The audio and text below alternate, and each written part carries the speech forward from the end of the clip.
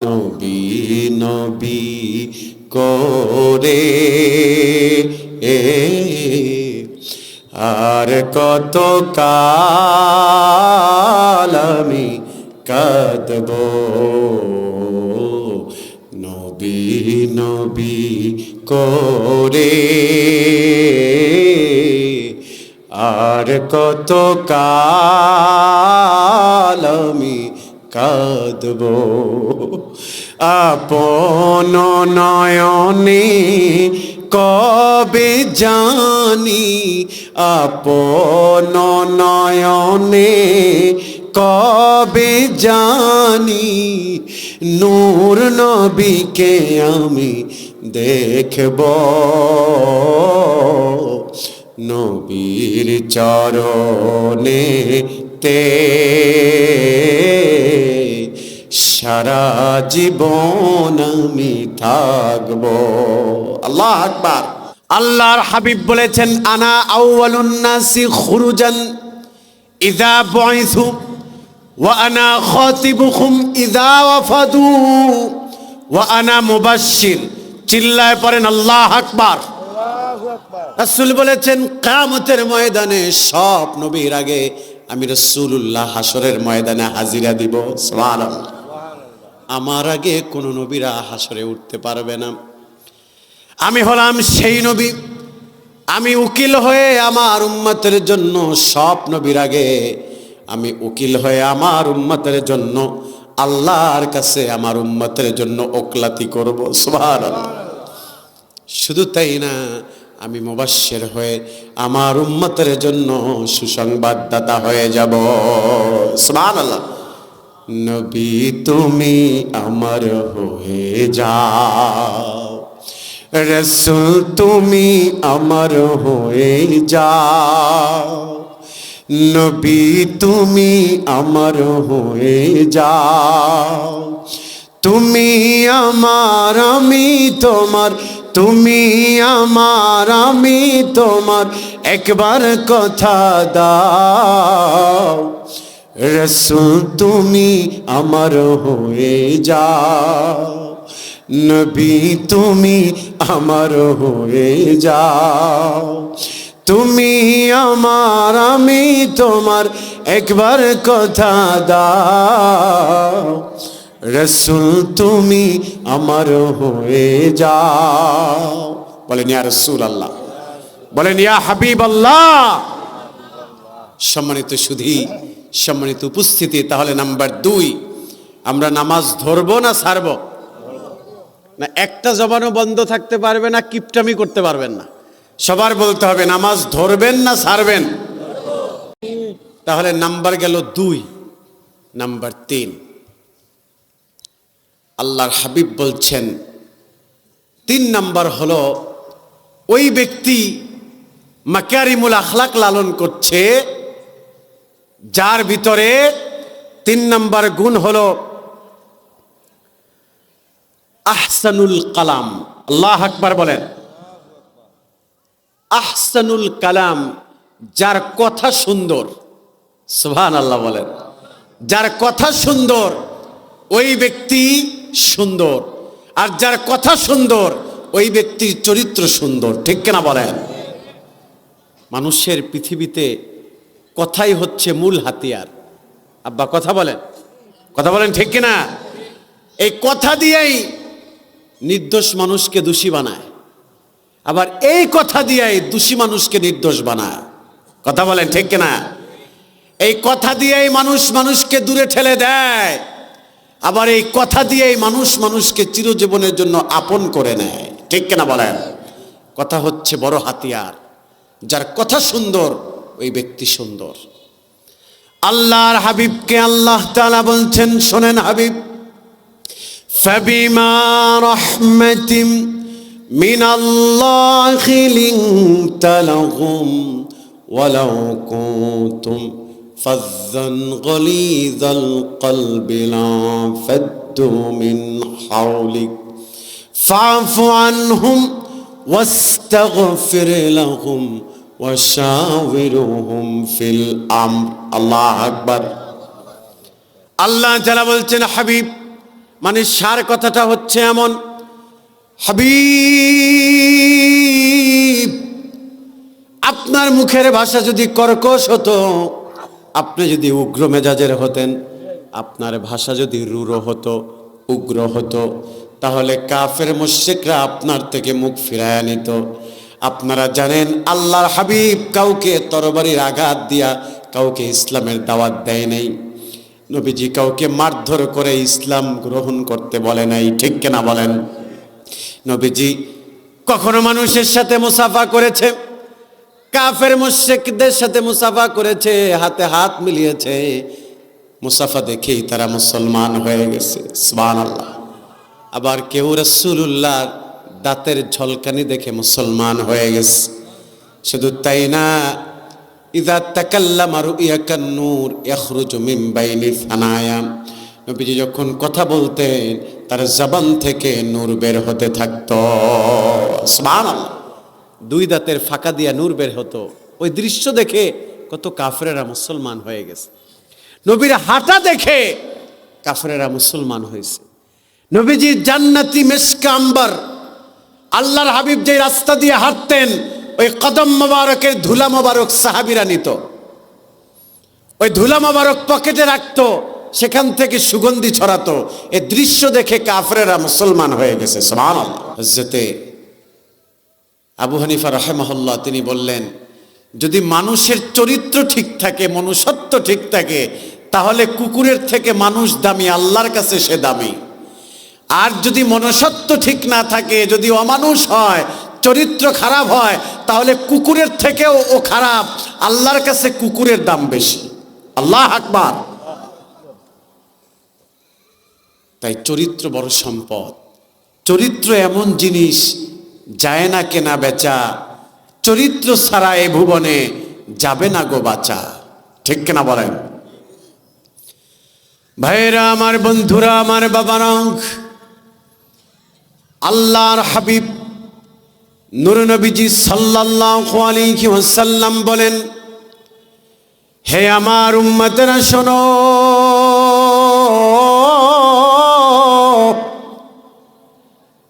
আমাকে আল্লাহ তাআলা উত্তম চরিত্রর সর্বোচ্চ চরিত্র দিয়ে আমার আল্লাহ পৃথিবীতে আমাকে প্রেরণ করেছেন, সুবহানাল্লাহ বলেন। সম্মানিত সুধী, বয়স্তু আতাম্মুমি মাকারিমুল আখলাক, আল্লাহর হাবিব বলছেন আমাকে সর্বোচ্চ চরিত্রের সর্বোচ্চটা দিয়ে আমার আল্লাহ পৃথিবীতে আমাকে পাঠিয়েছে। আবার কোরআনও বলছে, ওয়া ইন্নাকা লাআলা খুলুকিন আযীম, সুবহানাল্লাহ। আমার রাসূল হচ্ছেন উত্তম চরিত্রের অধিকারী, কথা বলেন ঠিক কিনা? তার চরিত্র হচ্ছে সুমহান, তার চরিত্র হচ্ছে খুলুক আযীম। আজিমটা আল্লাহ সবার ক্ষেত্রে ব্যবহার করে না, সকলকে শক্তি দেন নাই। এই আজিম আল্লাহ নিজের ক্ষেত্রে আল্লাহ নিজে ব্যবহার করেছেন। সে আজিম পৃথিবীতে শুধু আল্লাহর হাবিবকে আল্লাহ ব্যবহার করার সুযোগ দিয়েছেন, সুবহানাল্লাহ। আদর করে বলেছেন আল্লাহ, ওয়া ইন্নাকা লাআলা খুলুকিন আযীম, সুমহান চরিত্রের অধিকারী আল্লাহর হাবিব সাল্লাল্লাহু আলাইহি ওয়াসাল্লাম। ভাইরা আমার, বন্ধুরা আমার, কান খাড়া করেন, আমি আপনাদেরকে আজকে শোনাতে চাই, যেই ব্যক্তির মাঝে 8টি গুণাগুণ পাওয়া যাবে, ইমামে ফখরুদ্দিন রাজি বলেছেন, যার ভিতরে 8টি গুণাগুণ পাওয়া যাবে, ওই ব্যক্তি তোমরা ধরে নিবে, ওই ব্যক্তিকে তোমরা মেনে নিবে, এই ব্যক্তি উত্তম চরিত্রের অধিকারী হয়ে গেছে, সুবহানাল্লাহ। গুণ কয়টা? সবাই বলেন আব্বা, কয়টা? 8টা গুণ। যাদের ভিতরে 8টা গুণ থাকবে, ওই ব্যক্তি চরিত্রের সর্বোচ্চ শিখরে পৌঁছে গেছে, সুবহানাল্লাহ বলেন। 1 নাম্বার হলো তাওয়াক্কুল্লাহি ওয়া হুসনুল খুলক। 1 নাম্বার হলো তাওয়াক্কুল্লাহি ওয়া হুসনুল খুলক। আল্লাহর হাবিব বলেছেন, আহারে, যার ভিতরে আল্লাহর ভয় থাকবে আর চরিত্রটা স্বচ্ছ থাকবে, ওই ব্যক্তি সর্বোচ্চ চরিত্রের অধিকারী হয়ে গেছে। ওই ব্যক্তিকে টেনে টেনে আমার আল্লাহ জান্নাতে নিয়ে যাবে। সুবহানাল্লাহ। তাওয়াক্কুল্লাহি ওয়া হুসনুল খুলক, যার ভিতরে আল্লাহর ভয় থাকবে। আল্লাহর ভয় যখন মানুষের মাঝে থাকে, তখন ওই ব্যক্তিকে আর খারাপ কাজ করতে পারে না? সবাই একটু জবাব দিয়ে। কারো ভিতরে যদি আল্লাহর ভয় থাকে, ওই ব্যক্তি কি মানুষকে ঠকাতে পারে? যার ভিতরে আল্লাহর ভয় থাকে, সে কি হাওরে নামলে অপরের আইল ঠেলতে পারে? যার ভিতরে আল্লাহর ভয় থাকে, সে কি ওজনে কম দিতে পারে? যার ভিতরে আল্লাহর ভয় থাকে, ওই ব্যক্তি কি মানুষকে ঠকাতে পারে? যেই ব্যক্তির ভিতরে আল্লাহর ভয় থাকবে, সে কি লারাসারার ব্যবসা করতে পারে? লারাসারা বুঝেন তো? কুমিল্লাতে গেছি মাহফিলে, আমাকে বলল, হুজুর আমাদের এলাকায় অনেক লারাসারার ব্যবসা আছে, হুজুর একটু এ বিষয়ে কথা বললেন। আমি তাৎক্ষণিক অবাক হয়ে গেলাম যে লারাচারাটা কি। আমি বললাম লারাচারা কি? পরে বলল, হুজুর আমাদের এলাকায় অনেক সুদের ব্যবসা আছে, এইটাকে আমরা নাম দিয়েছি লারাচারার ব্যবসা, মানে টাকা দিয়া টাকা বাড়ায়। আছে না নাই? তাহলে আপনারা জবাব দিবেন, যার ভিতরে আল্লাহর ভয় আছে, সে কি সুদ খেতে পারে? যার ভিতরে আল্লাহর ভয় আছে, সে কি ঘুষ খেতে পারে? যার ভিতরে আল্লাহর ভয় আছে, সে কি স্ত্রীকে বেপরদায় চালাতে পারে? যার ভিতরে আল্লাহর ভয় আছে, সে কি সিজদা থেকে দূরে থাকতে পারে নাকি? যাদের হৃদয়ে আছে আল্লাহর ভয়, তারা কভু পথ ভুলে যায় না। আল্লাহর প্রেম ছাড়া এই দুনিয়ায় কারো কাছে কোনো কিছু চায় না। যাদের হৃদয়ে আছে আল্লাহর ভয়, তারা কভু পথ ভুলে যায় না। আল্লাহর প্রেম ছাড়া এই দুনিয়ায় কারো কাছে কোনো কিছু চায় না। রাতের আধারে যারা সিজদাতে রয়, দু চোখের অশ্রুতে নদী যেন বয়। ছলনার হাতছানি যতই আসুক, পিছনে ফিরেও তাকায় না। যাদের হৃদয়ে আছে আল্লাহর ভয়, তারা কভু পথ ভুলে যায় না। ঠিক কিনা কন? কথা বলেন ঠিক কিনা? যারা আল্লাহকে ভয় করে, তারা পৃথিবীর কোনো ক্ষমতাধরকে ভয় পায় না, পৃথিবীর কোনো রক্তচক্ষুকে ভয় পায় না। যদিও লোকটা ঠেলা গাড়ি চালায়, রিক্সা চালায়, দিন মজুরি কাজ করে, দিন আনে দিন খায়, কিন্তু সত্য দেখলে চুপ থাকতে পারে না। সে যত বড়ই মন্ত্রী মিনিস্টার হোক না কেন, সত্য দেখলে, ইনসাফ দেখলে সেখানে সে রুখে দাঁড়ায়। ঠিক কিনা বলেন?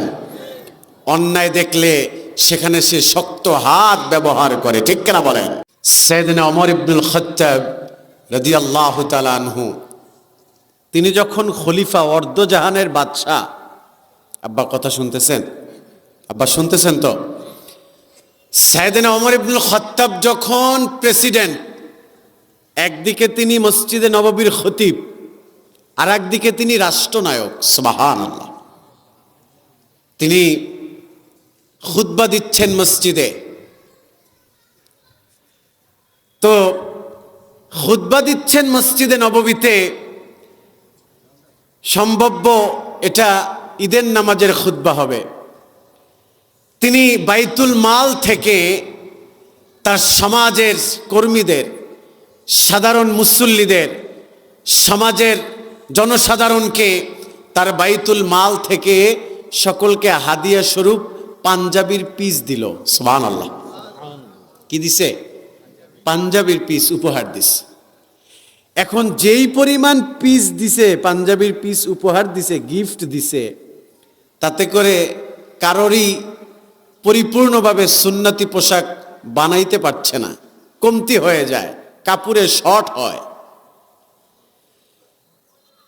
মসজিদে গেছে নামাজ পড়তে সাহাবীরা, সেখানে যাওয়ার পরে দেখেন যখন মসজিদে খুতবা দিলেন সাইয়েদনা ওমর ইবনুল খাত্তাব রাদিয়াল্লাহু তাআলা আনহু, ওই একই পাঞ্জাবির কাপড় দিয়া তিনিও পাঞ্জাবি বানিয়েছেন, সবার পাঞ্জাবি শর্ট হয়েছে, কিন্তু ওমর রাদিয়াল্লাহু তাআলা আনহুর পাঞ্জাবিটা একদম অ্যাপ্রোপ্রিয়েট হয়ে গেছে।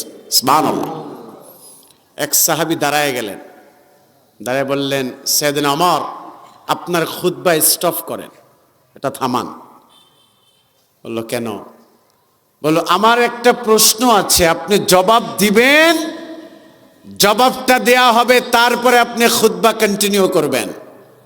বলল, কি প্রশ্ন বলো? ডেকে ডেকে বলল, খলিফাতুল মুসলিমিন, বাইতুল মাল থেকে সবার জন্য নির্ধারিত নির্দিষ্ট কাপড় উপহার দেওয়া হয়েছে, তাতে করে আমাদের পাঞ্জাবিগুলো অ্যাপ্রোপ্রিয়েটলি বানাতে পারি নাই, কিন্তু একই পাঞ্জাবির কাপড় দিয়ে আপনার কেমন করে এত পারফেক্ট পাঞ্জাবি হলো, আমরা জানতে চাই।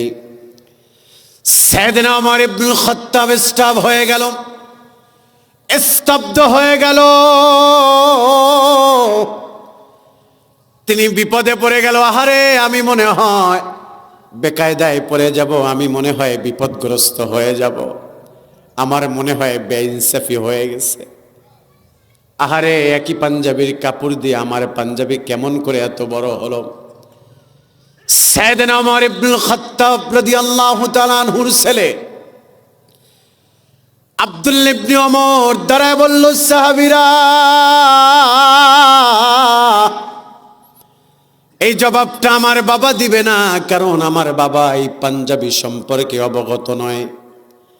এই জবাবটা যদি নিতে হয়, এই জবাবটা আমার বাবার থেকেও আমি ভালো দিতে পারবো। সুবহানাল্লাহ, আল্লাহু আকবার বলেন। সাহাবীরা বলল, তাহলে জবাব দাও। আব্দুল্লাহ ইবনে ওমর ডেকে ডেকে বললেন, সাহাবী,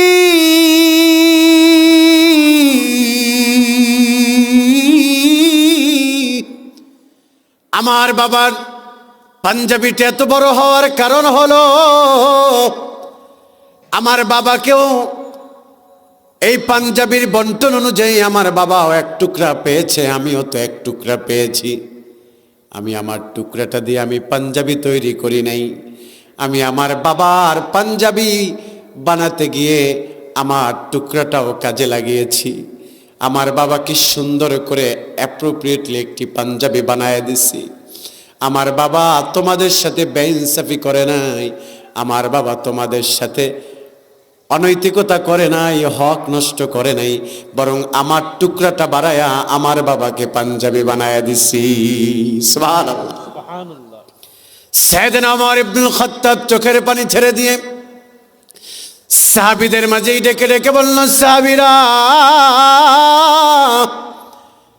আমি তো ভয় পেয়ে গিয়েছিলাম, আহারে কিয়ামতের ময়দানে আমি মনে হয় আল্লাহর আদালতের কাঠগড়ায় দাঁড়াইতে হবে, আমি মনে হয় মানুষের হক নষ্টকারীর কাতারে দাঁড়াতে হবে আমাকে।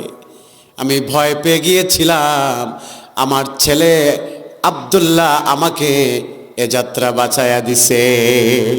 সুবহানাল্লাহ বলেন, আল্লাহু আকবার বলেন। এই ওমর হচ্ছে সেই ওমর যিনি রাষ্ট্র চালাতে গিয়ে তিনি না খেয়ে থেকেছেন। আল্লাহু আকবার বলেন। আল্লাহর হাবিব যখন জীবিত, যখন পৃথিবীতে ছিলেন, কথা শুনতেছেন? আমার কিন্তু মনোযোগ লাগবে, মনোযোগ না হলে কথা বলতে পারবো। আপনি মনে করবেন এতটুকু আব্বা যে এই মাহফিল কিন্তু আপনার জীবনের শেষ মাহফিলও হতে পারে, কথা বলেন ঠিক কিনা? আসরের নামাজ কিন্তু কপালে নাও থাকতে পারে। বয়ানে বসে যদি আপনি কোনো একটি কথা হৃদয়ে দাগ কাটে, চোখের কোণে পানি চলে আসে, আর যদি আমাদের মরণ হয়ে যায়, মাহফিলটা নাজাতের জারিয়া হয়ে যাবে। সুবহানাল্লাহ বলেন। চিল্লায় পড়েন আল্লাহ আকবার। আল্লাহু আকবার। সম্মানিত সুধী, ওমর ইবনুল খাত্তাব, আল্লাহর হাবিব তখন পৃথিবীতে আছেন। তিনি 3 দিন ধরে না খাওয়া। কয়দিন? 3 দিন। যুবক ভাইরা কথা বলতে হবে, কয়দিন? মুরব্বী বাবারা আওয়াজ করে বলেন, কয়দিন? 3 দিন ধরে না খাওয়া। 3 দিন পরে 2টা খেজুর আর একটু পানি খাইতেছে। নবীজি দেখে চোখের পানি ছেড়ে দিয়েছে। নবীজি বললেন, ওয়াল্লাহি লা তুসআলু আন হাদান নাঈম। আমি রাসূলুল্লাহ বললাম, তুমি যে 3 দিন পরে 2টা খেজুর আর একটু পানি খাচ্ছ, এতটুকুর হিসাবও হাসরের ময়দানে দেয়া লাগবে। সুবহানাল্লাহ। সাইয়েদনা ওমর ইবনুল খাত্তাব রাদিয়াল্লাহু তাআলা আনহু সুযোগ পেলেই মাটির সাথে কথা বলতো। মাটিকে ধরে বলতো, মাটি তুমি হচ্ছ আমার প্রথম ঘাঁটি। আমি যদি নেক আমল নিয়ে কবরে যেতে না পারি, মাটি তুমি যে আমাকে ছেড়ে দিবা না, এটা রাসূলুল্লাহর মুখে শুনেছি। তাই দোয়া করো মাটি, আমি যেন নেক আমল নিয়ে কবরে যেতে পারি। সুবহানাল্লাহ। মাটির সাথে কথা বলতো। একদিন মাটির ভেতরে হবে ঘরে মন আমার, কেন বাঁধ দালান ঘর রে মন আমার, কেন বাঁধ দালান ঘর। একদিন মাটির ভিতরে হবে ঘরে মন আমার, কেন বাঁধ দালান ঘর রে মন আমার, কেন বাঁধ দালান ঘর। ঠিক কিনা বলেন? আমাদের 5 তলা থাকলে রড বের করে আরো 5 তলা করবে, কথা কয় না? 5 তলা করছে আর রড বের করে রাখে, মানে বুঝাতে চায় সেখানে আরো করবে। গাড়ি 2টা আছে না, পেট ভরে না, গাড়ি আরো 2টা লাগবে।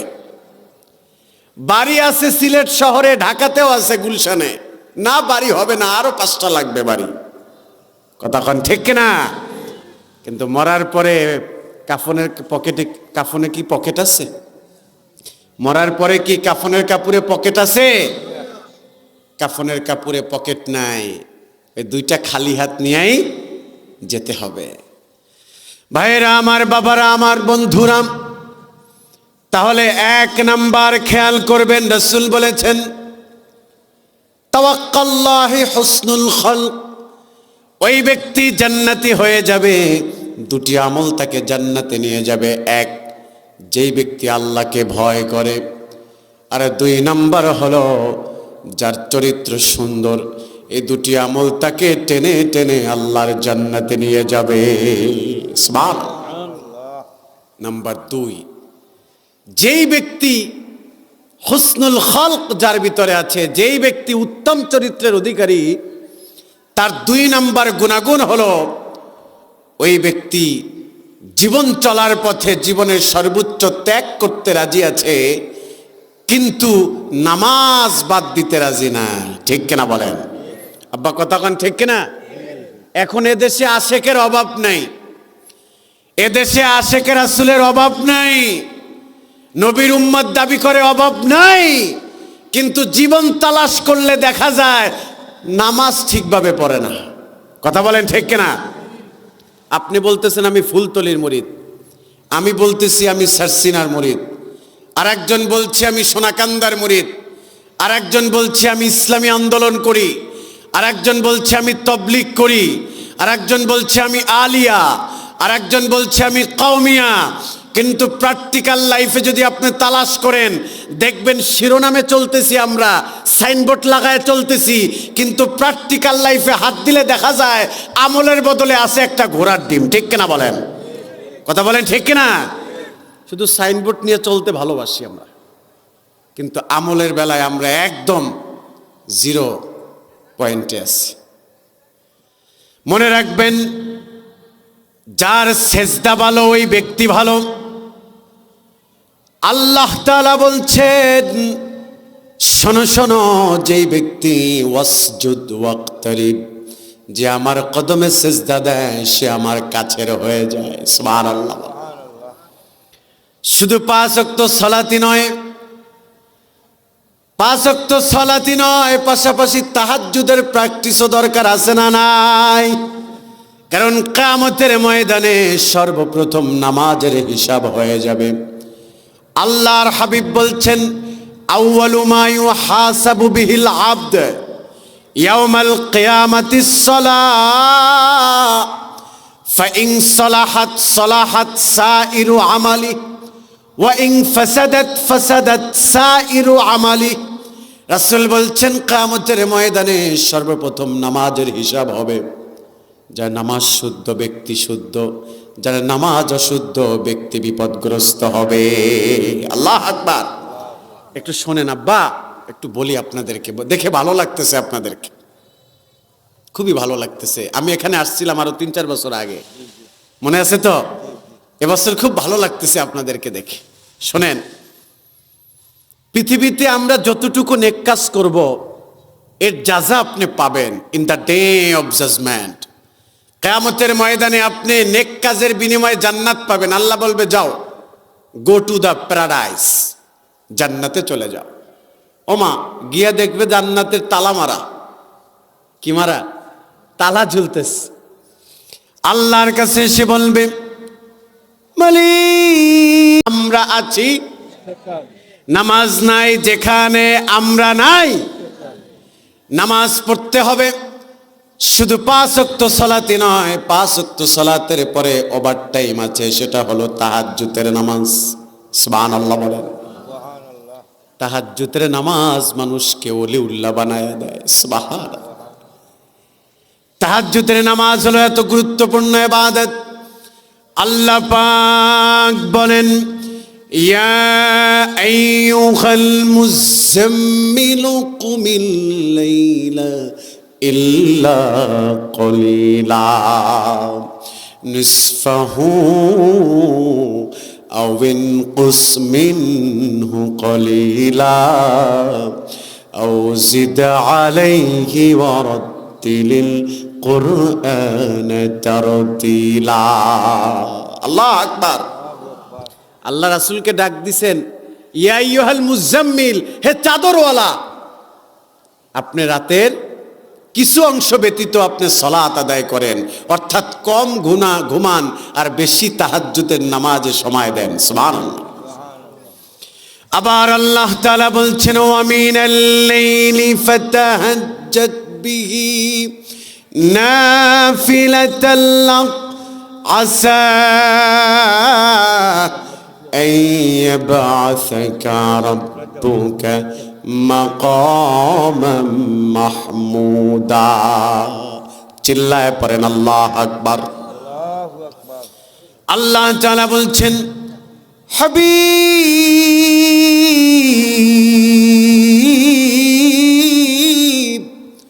আপনি রাতের কিছু অংশ দাঁড়ান আর আপনি অতিরিক্ত ইবাদত করেন তথা তাহাজ্জুদের নামাজ আদায় করেন।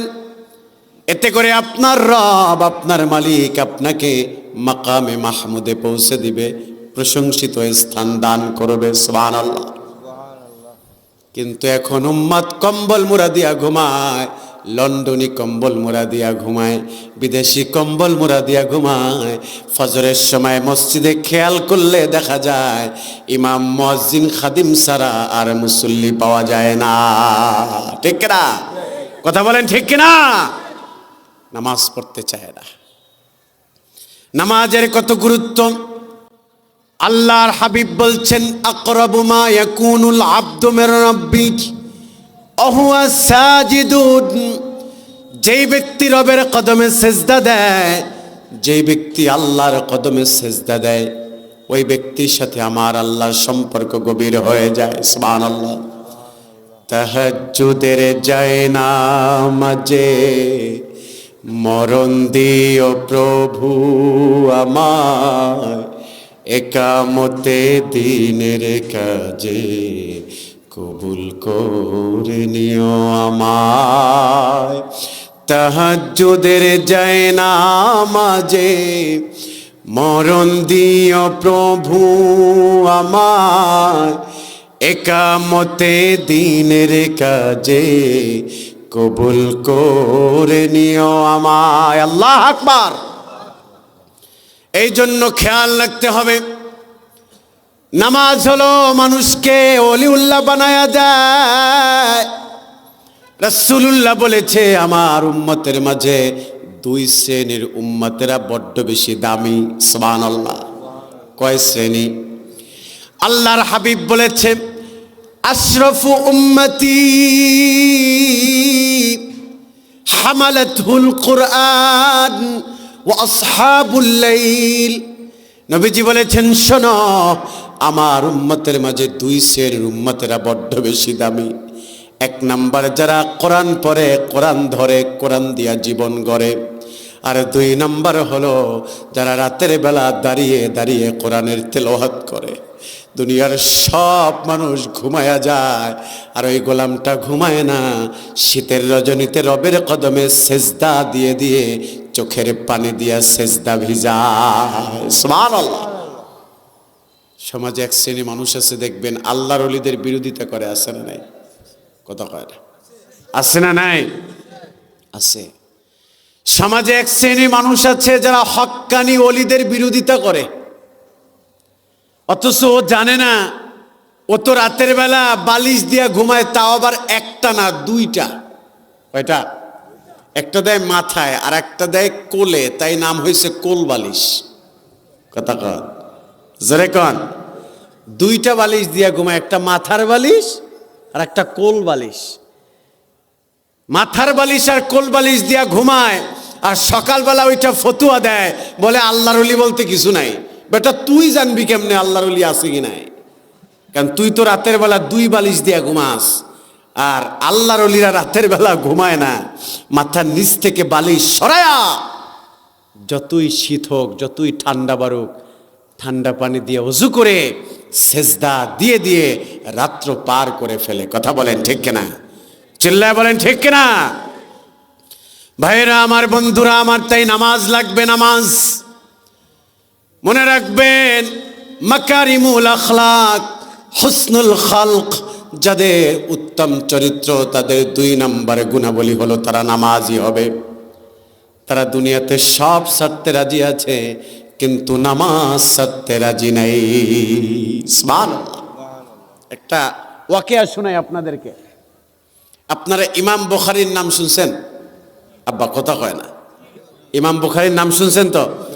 কোরআনের পরে, কোরআন মাজিদের পরে, আসমানের নিচে জমিনের উপরে উৎকৃষ্ট কিতাবের নাম হচ্ছে বুখারী শরীফ। কথা বলেন ঠিক কিনা? সেই কিতাবের রাইটার, সেই কিতাবের মুসান্নেফ ইমাম বুখারী রাহিমাহুল্লাহ, তার ওস্তাদ ছিল আব্দুল্লাহ ইবনুল মুবারক। আল্লাহু আকবার বলেন। খুব মনোযোগ দিয়ে শুনবেন, কারণ এই মাহফিল আপনার আমার জীবনের শেষ মাহফিলও হতে পারে। তাই দিলের কান লাগায় শুনবেন। শুনতে গিয়ে যদি মরণ হয়ে যায়, এই মাহফিলটা নাজাতের জারিয়া হয়ে যাবে। পড়েন আমিন। আব্দুল্লাহ ইবনুল মুবারক তিনি যুগশ্রেষ্ঠ একজন আলেম ছিলেন তদানীন্তন সময়। ইমাম বুখারীর উস্তাদ। তিনি একদিকে যেমন রিচ সম্পদওয়ালা, আর একদিকে রিচ একজন আলেম, আর একদিকে যুগশ্রেষ্ঠ একজন ওলি। সুবহানাল্লাহ বলেন। আহা। আর একদিকে তিনি অসংখ্য মানুষের মাঝে দেখার মতো একজন সুদর্শন পুরুষ। সুবহানাল্লাহ। তার ইন্তেকালের পরে তার মুরিদের মাঝে একজন ছিল। দেখবেন মুরিদের মাঝে কিছু থাকে না, যারা অনেক উঁচু পর্যায়ে চলে যায় আমল করতে করতে। আছে কি নাই? আপনাদের সাহেব বাড়ি ফুলতলি আছে না নাই? মুরিদের মাঝে অনেক আছে, দেখবেন যারা ইবাদত করতে করতে ওলি হয়ে যায়। কথা বলেন ঠিক কিনা? আপনি হাক্কানি দরবারগুলো দেখবেন, শাস্তিনা দেখবেন, ফুলতলি দেখবেন, সোনাকান্দা দেখবেন, ফুরফুরা দেখবেন, জৈনপুর দেখবেন, সাধারণ মুরিদ ইবাদত করতে করতে, ওজিফা আদায় করতে করতে ওলি হয়ে গেছে। কথা বলেন ঠিক কিনা? তো আব্দুল্লাহ ইবনুল মুবারকের মুরিদের মাঝে একজন ছিল যিনি ওজিফা আদায় করতে করতে যুগশ্রেষ্ঠ অলি হয়ে গেছিল, সুবহানাল্লাহ। আব্দুল্লাহ ইবনুল মুবারক তো ইন্তেকাল করেছেন। ওই মুরিদ রাতের বেলায় ইশারের নামাজ আদায় করে তিনি দুরুদের আমল করতে করতে ঘুমায় গেছে, সুবহানাল্লাহ। স্বপ্নের ভিতরে তিনি তার পীর আব্দুল্লাহ ইবনুল মুবারককে তিনি স্বপ্নে দেখলেন। আল্লাহ আকবার বলেন। মনোযোগ আছে তো? আছে। নারায়ে তাকবীর, নারায়ে তাকবীর, নারায়ে রিসালাত, সাল্লাল্লাহু আলাইহি সাল্লাম। তো স্বপ্নের ভিতরে আব্দুল্লাহ ইবনুল মুবারক তিনি তাকে দিদার দিলেন, স্বপ্নে দেখলেন। মুরিদ দেখলেন যে আব্দুল্লাহ ইবনুল মুবারক রাহিমাহুল্লাহ তিনি জান্নাতের উঁচু মাকামে বসে আছেন, সুবহানাল্লাহ। তিনি স্বপ্নের মাঝেই প্রশ্ন করলেন, হুজুর আপনি জান্নাতের এত উঁচু স্থানে বসে আছেন, আল্লাহ তাআলা আপনাকে কত সমাসীন করেছে। তিনি তাবাসসুম হেসে দিয়ে বললেন, বাবা শোনো, আমি জান্নাতের উঁচু মাকামে আছি আলহামদুলিল্লাহ, এটাও যেমন সত্য, আবার আমার থেকেও আরো উচ্চ শিখরে যিনি আছেন, আরো উঁচু পদমর্যাদায় যিনি সমাসীন হয়েছেন, উঁচু স্থানে যিনি, আমার থেকে উঁচু অবস্থানে যিনি আছেন, তিনি হলেন আমার বাড়ির পিছনের বাড়ির কামার। আল্লাহ আকবার। কামার চিনেন তো? কথা কয় না, কামার চিনেন না? ওই যে দা কাশি তৈরি করে, খন্তা কুড়াল তৈরি করে লোহা পিটায়া, কামার। এই স্বপ্ন দেখে তিনি ঘুম ভেঙে গেল। এই স্বপ্ন দেখার পরে ঘুম ভেঙে গেল। ফজরের নামাজ আদায় করে ওই মুরিদ, তিনিও একজন যুগশ্রেষ্ঠ ওলি ছিলেন, তিনি এবার খুঁজতেছেন কামারের বাড়িটা কোথায়।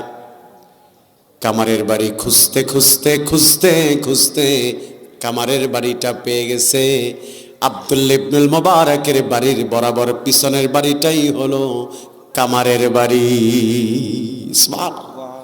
কামারের বাড়ির দরজায় গিয়া সালাম দিতেছে, ডাকতেছে, নক করতেছে, কে কার কথা শোনে। একটু পরেই ভিতর থেকে কর্কশ ভাষায় বয়স্ক একটি কণ্ঠের আওয়াজ শুনতে পেল মহিলাদের। বলল, কে আমার বাড়িতে তুমি নক দিচ্ছ বারবার? ওই ওলি, ওই মুরিদ ডেকে ডেকে বলল, মা আপনি কে? আপনার পরিচয়টা আগে একটু দেন আমাকে। তিনি বললেন, আমি হলাম একজন কামারের স্ত্রী। সুবহানাল্লাহ বলেন। মনে মনে ভাবতেছে যে আমি তো আপনাকেই খুঁজতেছি। ভাইরা আমার, বন্ধুরা আমার, বাবারা, এবার ওই কামারের স্ত্রীকে প্রশ্ন করা হলো। বলল, মা আমি হলাম যুগশ্রেষ্ঠ ওলি ছিলেন, মুজাদ্দেদে জামান ছিলেন, কুতুবুল আকতাব ছিলেন, আব্দুল্লাহ ইবনুল মুবারকের একজন নগণ্য মুরিদ। আমি আপনার কদমে এসেছি একটা তথ্য নেয়ার জন্য। আপনার স্বামীকে নিয়ে আপনি লম্বা সময় সংসার করেছেন। আপনার স্বামীর এমন কি কোনো গুণ আছে যেই গুণটা আপনার সব গুণের থেকে ওই গুণগুলো আপনার হৃদয়ে দাগ কেটেছে? সুবহানাল্লাহ। স্ত্রী চোখের পানি ছেড়ে দিলেন। বয়স্ক মানুষ চোখের পানি ছেড়ে দিয়ে বলল, বাবা আমার স্বামীর সব গুণগুলোই আমার কাছে ভালো লাগছে, কিন্তু দুটি গুণ ছিল অনন্য, যে দুইটা গুণ আমি আজও পর্যন্ত ভুলতে পারি না, যে দুইটি গুণের আমল আমি নিজেও করার চেষ্টা করি। সুবহানাল্লাহ বলল, মা সেই দুইটি গুণাগুণ কি আমাকে একটু অবগত করেন। ওই বৃদ্ধা মহিলা বলল, শোনো যুবক,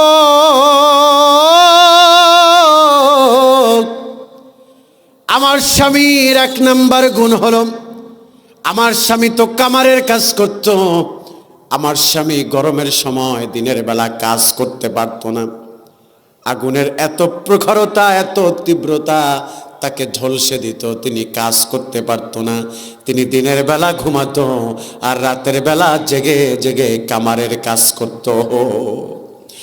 আমার স্বামী আমাকে রাতের বেলা বলতো, মুসা দিয়ে বলতো, স্ত্রী খাওয়া দাওয়া করে ঘুমায়া যাও, তোমার আর সজাগ থাকার দরকার নাই, তুমি খাওয়া দাওয়া করে ঘুমায়া যাও। আমি কি আর ঘুমাইতে পারি?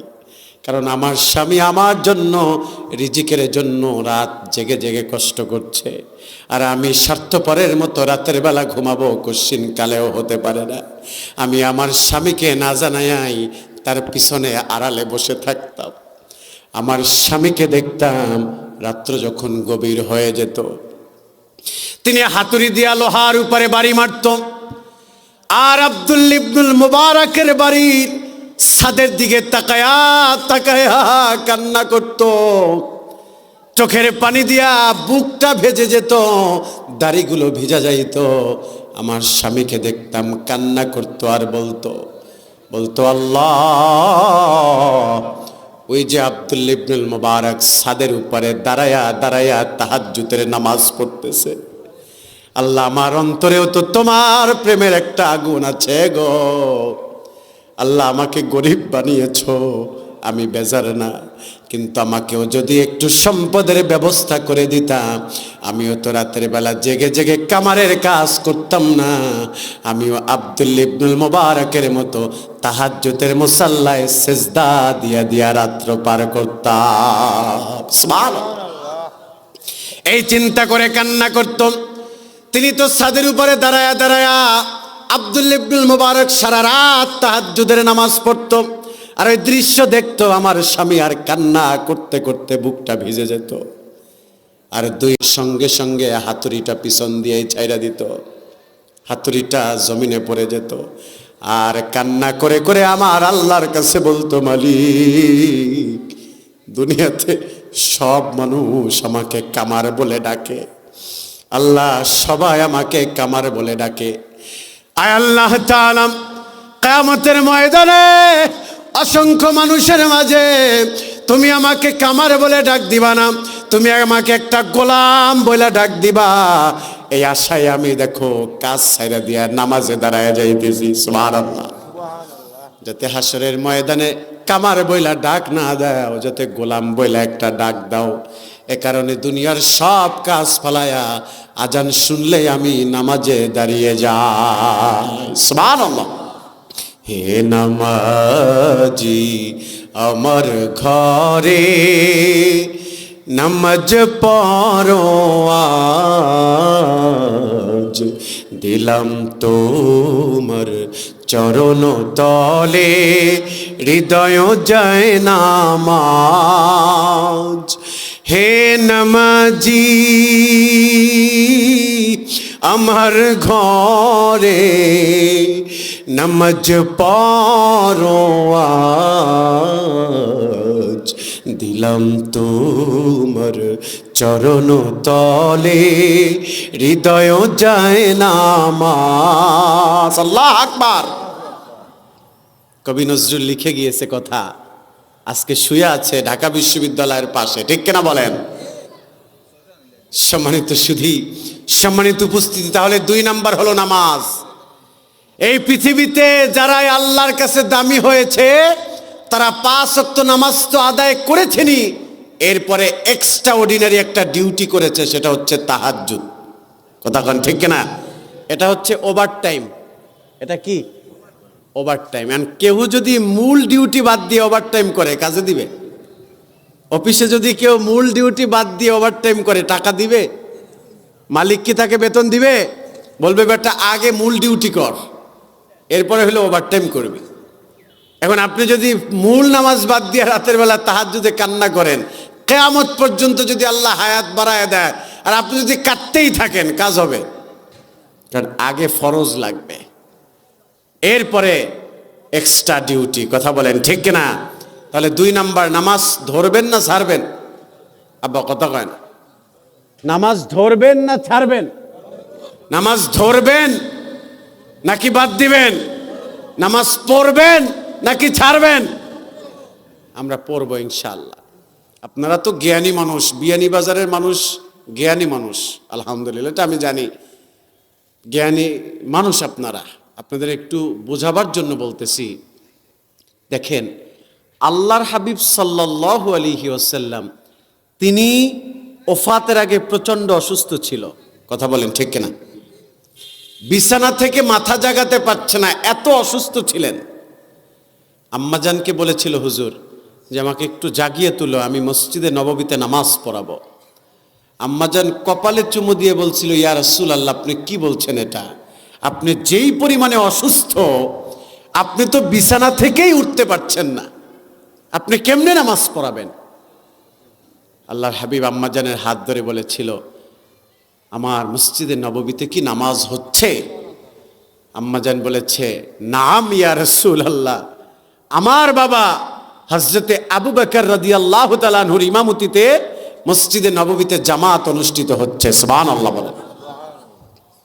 নবীজি সেদিন বলেছিল, মসজিদে নববীর দরজাটা খুলে দাও, জানালাটা খুলে দাও, পর্দাটা সরাইয়া দাও, আমি আমার নিজের চোখে জামাতের দৃশ্য, সালাতের দৃশ্য দেখতে চাই। সুবহানাল্লাহ।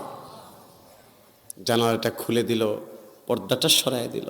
নবীজি তাকায় তাকায় দেখছেন, আর তার গাল মোবারক বেয়ে বেয়ে টপ টপ করে পানি ঝরছে।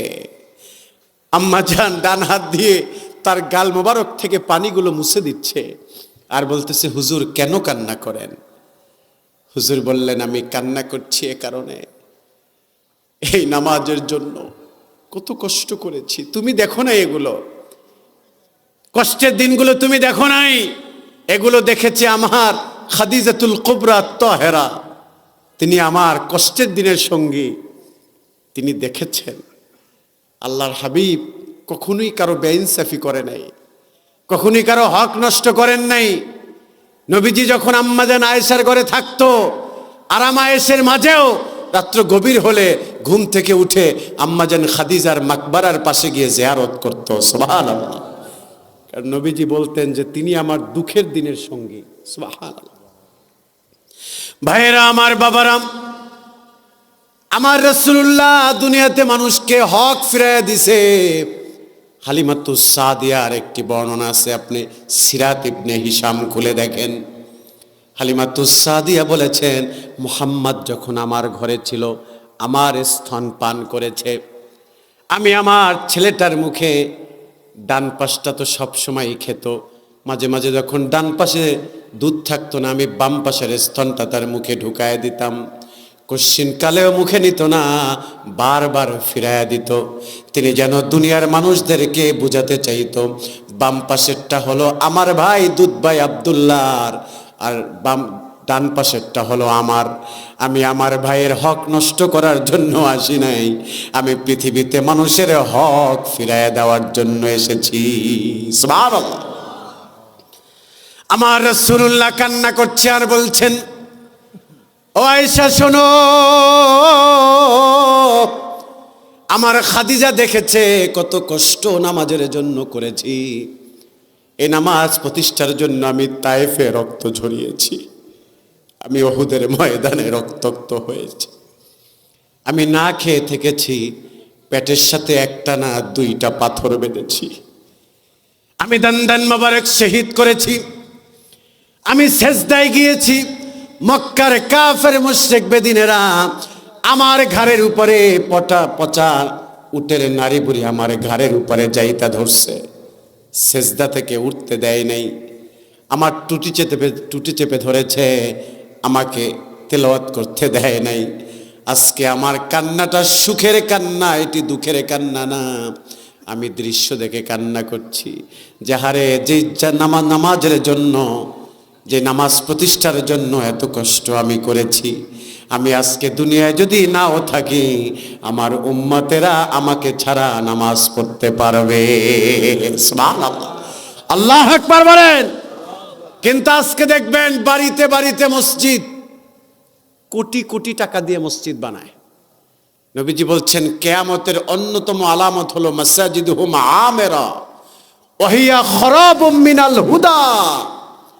রাসূল বলেছেন, কিয়ামতের অন্যতম আলামত হলো বাড়িতে বাড়িতে কোটি কোটি টাকা দিয়ে মসজিদ বানাবে, লক্ষ লক্ষ টাকা খরচ করে ডেকোরেশন করবে, হাজার হাজার টাকা দিয়ে কার্পেট বিছাবে, কিন্তু মুসল্লি নাই, ফজরের সময় হেদায়েত শূন্য থাকবে। ঠিক কিনা বলেন? কি আজকে দেখা যাচ্ছে না? আজকে একটু কথার অমিল হলেই বলে তোদের মসজিদে যাব না, মসজিদ আমরা একটা বানাবো। কথা কয় না আব্বা, কথা কয় না। একটু বিবেকের অমিল হলে, কথার অমিল হলে, লেনদেনের অমিল হলে, চলাবলার অমিল হলে তাইলেই থেরেট দেয়, বলে তোদের মসজিদে যাব না। আমাদের কি টাকা কম আছে? আমাদের বাড়িতেও 2, 4, 5, 10টা পোলাপান ইউরোপ আমেরিকায় থাকে, মসজিদ আমরা একটা কইরা দেখাবো। কথা কন ঠিক কিনা? শুধু মসজিদ বানানোর প্রতিযোগিতা চলছে, কিন্তু ফজরের সময় খোঁজ নিলে দেখা যায় মসজিদে ইমাম, মুয়াজ্জিন, খাদিম ছাড়া আর মুসল্লি পাওয়া যায় না। কথা কন ঠিক কিনা? একটু চিন্তা করেন তো, আমার নবীজি দেখলে কি কষ্টটা পাইতো। নবী যদি এখন পৃথিবীতে আমাদের মতো জীবন যাপন করত, নবী কি কষ্টটা না পেত, যে এই হারাম খোরগুলার জন্য কি আমি এত কষ্ট করছি, এই নেমুক হারামগুলোর জন্য কি আমি এত কষ্ট করেছি, এই নামাজের জন্য এত ত্যাগ, এত তিতিক্ষা আমি করলাম। আর আমার উম্মতেরা কোটি টাকা দিয়া মসজিদ বানায়, ফজরের সময় কম্বল মুড়া দিয়া ঘুমায়। কথা কন ঠিক কিনা? তাই কষ্ট দিয়েন না, রাসূলুল্লাহকে কষ্ট দিয়েন না। কারণ মনে রাখবেন, রাসূল ছাড়া কিন্তু বান্ধব নাই।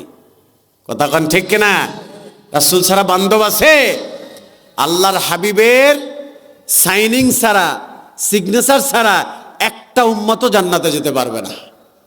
আল্লাহু আকবার বলেন। আল্লাহর হাবিব বলেছেন, আনা আউয়ালুন নাসি খুরুজান ইযা বুইসু ওয়া আনা খাতিবুকুম ইযা ওয়াফাদু ওয়া আনা মুবাশশির। চিল্লায় পড়েন আল্লাহু আকবার। রাসূল বলেছেন, কিয়ামতের ময়দানে সব নবীর আগে আমি রাসূলুল্লাহ হাসরের ময়দানে হাজিরা দিব। সুবহানাল্লাহ। আমার আগে কোন নবীরা হাসরে উঠতে পারবে না। আমি হলাম সেই নবী, আমি উকিল হয়ে আমার উম্মতের জন্য, সব নবীর আগে আমি উকিল হয়ে আমার উম্মতের জন্য আল্লাহর কাছে আমার উম্মতের জন্য ওকলাতি করব। সুবহানাল্লাহ। শুধু তাই না, আমি মুবাশশির হয়ে আমার উম্মতের জন্য সুসংবাদদাতা হয়ে যাব। সুবহানাল্লাহ। নবী তুমি আমার হয়ে যাও, রাসূল তুমি আমার হয়ে যাও, নবী তুমি আমার হয়ে যাও, তুমি আমার আমি তোমার, তুমি আমার আমি তোমার, একবার কথা দাও, রাসূল তুমি আমার হয়ে যাও, নবী তুমি আমার হয়ে যাও, তুমি আমার আমি তোমার, একবার কথা দাও, রাসূল তুমি আমার হয়ে যাও। বলেন ইয়া রাসূলুল্লাহ, বলেন ইয়া হাবিবাল্লাহ। সম্মানিত সুধী, সম্মানিত উপস্থিতি, তাহলে নাম্বার 2, আমরা নামাজ ধরবো না ছাড়বো? না একটা জবানও বন্ধ থাকতে পারবে না, কিপটামি করতে পারবেন না। সবার বলতে হবে নামাজ ধরবেন না ছাড়বেন। তাহলে নাম্বার গেল 2। নাম্বার 3, আল্লাহর হাবিব বলছেন 3 নাম্বার হলো ওই ব্যক্তি মাকারিমুল আখলাক লালন করছে, যার ভিতরে 3 নাম্বার গুণ হলো আহসানুল কালাম। আল্লাহু আকবার বলেন। আহসানুল কালাম, যার কথা সুন্দর। সুবহানাল্লাহ বলেন। যার কথা সুন্দর ওই ব্যক্তি সুন্দর, আর যার কথা সুন্দর ওই ব্যক্তির চরিত্র সুন্দর। ঠিক কিনা বলেন? মানুষের পৃথিবীতে কথাই হচ্ছে মূল হাতিয়ার। আব্বা কথা বলেন, কথা বলেন ঠিক কিনা? এই কথা দিয়েই নির্দোষ মানুষকে দোষী বানায়, আবার এই কথা দিয়েই দোষী মানুষকে নির্দোষ বানায়। কথা বলেন ঠিক কিনা? এই কথা দিয়েই মানুষ মানুষকে দূরে ঠেলে দেয়, আবার এই কথা দিয়েই মানুষ মানুষকে চিরজীবনের জন্য আপন করে নেয়। ঠিক কিনা বলেন? কথা হচ্ছে বড় হাতিয়ার। যার কথা সুন্দর ওই ব্যক্তি সুন্দর। আল্লাহর হাবিবকে আল্লাহ তাআলা বলছেন, শোনেন হাবিব, ফাবিমা রাহমাতিম মিনাল্লাহি লিনতা লাহুম ওয়ালাউ কুনতুম ফাযযান গলীযাল কলবি লাফাদ্দু মিন হাওলিক ফা'ফু আনহুম ওয়াস্তাগফির লাহুম ওয়াশাওিরহুম ফিল আমর। আল্লাহু আকবার। আল্লাহ তাআলা বলছেন, হাবিব, মানে সার কথাটা হচ্ছে এমন, হাবিব, আপনার মুখের ভাষা যদি কর্কশ হতো, আপনি যদি উগ্র মেজাজের হতেন, আপনার ভাষা যদি রূঢ় হতো, উগ্র হতো, তাহলে কাফের মুশরিকরা আপনার থেকে মুখ ফিরায় নিত। আপনারা জানেন আল্লাহর হাবিব কাউকে তরবারির আঘাত দিয়া কাউকে ইসলামের দাওয়াত দেয় নাই। নবীজি কাউকে মারধর করে ইসলাম গ্রহণ করতে বলে নাই, ঠিক কিনা বলেন? নবীজি কখনো মানুষের সাথে মুসাফা করেছে, কাফের মুশরিকদের সাথে মুসাফা করেছে, হাতে হাত মিলিয়েছে, মুসাফা দেখেই তারা মুসলমান হয়ে গেছে, সুবহানাল্লাহ। আবার কেউ রাসূলুল্লাহর দাঁতের ঝলকানি দেখে মুসলমান হয়ে গেছে। শুধু তাই না, ইযা তাকাল্লামা রুইয়াকান নূর ইয়াখরুজু মিন বাইনি সানায়া, নবীজি যখন কথা বলতেন তার জবান থেকে নূর বের হতে থাকতো, সুবহানাল্লাহ। দুই দাঁতের ফাঁকা দিয়া নূর বের হতো। ওই দৃশ্য দেখে কত কাফেরেরা মুসলমান হয়ে গেছে। নবীর হাঁটা দেখে কাফেরেরা মুসলমান হয়েছে। নবীজির জান্নাতি মেশক আম্বার, আল্লাহর হাবিব যে রাস্তা দিয়ে হাঁটতেন, ওই কদম মোবারকের ধুলা মোবারক সাহাবীরা নিত, ওই ধুলা মোবারক পকেটে রাখতো, সেখান থেকে সুগন্ধি ছড়াতো। এই দৃশ্য দেখে কাফেরেরা মুসলমান হয়ে গেছে, সুবহানাল্লাহ। সাহেব ইবনে ওসমান রাদিয়াল্লাহু তাআলা আনহু তিনি বলেন, কথা শুনতেছেন? সাহেব ইবনে ওসমান বলেন, হুনাইনের যুদ্ধে আমি রাসূলুল্লাহর কল্লা কাটার জন্য আমি দৌড় দিয়েছি। নাউজুবিল্লাহ বলেন। তিনি বলেন, আমি তখন কাফের। আমাদের লিডার বলল আমাকে যে যদি তুমি কল্লা কাটতে পারো মুহাম্মাদের, আমলা বলি সাল্লাল্লাহু আলাইহি ওয়াসাল্লাম, বলল তুমি যদি মুহাম্মাদের কল্লা কাটতে পারো তাহলে তোমাকে 10,000 স্বর্ণ মুদ্রা দেওয়া হবে। আল্লাহু আকবার বলেন। ওর কাছে মাথা উলাইয়া 10,000 স্বর্ণ মুদ্রা মানে বর্তমানে বাংলাদেশি টাকায় কোটি কোটি টাকার সম্পদ। তিনি বলতেছে আমি তাহলে কল্লাটা ফালায় দিব, অডল সম্পদের মালিক হয়ে যাব। কাফেরদেরকে বলল, এই তোমরা কি মুহাম্মদকে দেখেছ?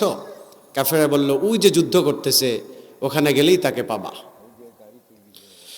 সাহেব ইবনে ওসমান বলেন, আমি 2 হাত ভরে তরবারি নিলাম, 2টি হাতে তরবারি নিলাম, ইচ্ছা মতো তরবারি 2টাকে ধারালো করলাম। আমি দৌড় দিয়েছি বাতাসের বেগে, আমি আল্লাহর হাবিবের কদমে গিয়েছি, আমি তার কল্লা কাটবো বলে। যখনই রাসূলুল্লাহর কদমে দাঁড়ালাম, চেহারার দিকে যখন তাকালাম, আমার শরীর থরথর থরথর করে কাঁপতে শুরু হলো। আল্লাহু আকবার। তিনি বলেন, আমি বিশ্বাস করো পৃথিবীর মানুষেরা, আমি আল্লাহর কসম করে বলি, জীবনে আমি অনেক সুন্দর মানুষ দেখেছি, অনেক সুন্দর মানুষের গল্প শুনেছি, অনেক সুন্দর মানুষ 2 চোখে দেখার সুযোগ হয়েছে, কিন্তু এটা কেমন সুন্দর মানুষ! আমি যখন তার চেহারার দিকে তাকালাম, মনে হচ্ছে আকাশে পূর্ণিমার চাঁদ জমিনে নেমে আমার চোখের সামনে দাঁড়ায় আছে, সুবহানাল্লাহ। আমি আল্লাহর হাবিবের চেহারার দিকে তাকালাম, আমার শরীর থরথর করে কাঁপতে শুরু হলো, আমার 2 হাতের তরবারি ছিটকে জমিনে পড়ে গেল। আল্লাহু আকবার। আল্লাহর হাবিব বললেন, কে তুমি? কোথায় তোমার বাড়ি? কোথায় তোমার ঘর? বলো না। সাহেব ইবনে ওসমান বলেন, ইয়া রাসূলুল্লাহি হাবিব,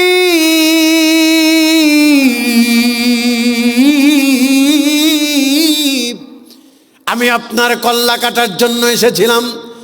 ইয়া রাসূলুল্লাহ, আমার কত খুশনসিব, এই চেহারা দেখে আমি বিশ্বাস করি এই চেহারা কোনোদিন মিথ্যা হতে পারে না।